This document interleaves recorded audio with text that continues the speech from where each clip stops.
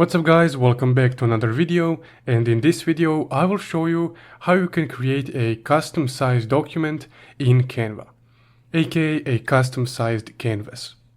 Also, before we get started, if you find this video helpful, all I ask of you in return is just to subscribe. It's completely free, but it really helps out the channel. So let's get started.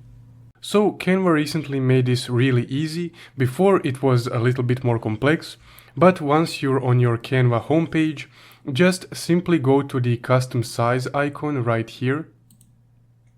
And here you can select the custom size of your design. You also have the recent custom sizes that you recently created. So let's, for example, type in 6000 pixels. And for height, let's type in 700. And click Create New Design. And there we go. Your custom design format has been created. So if you found this video helpful, don't forget to leave a like and subscribe. Also, if you want to support the channel further, you can check out my Buy Me a Coffee link in the description below. Thank you for watching.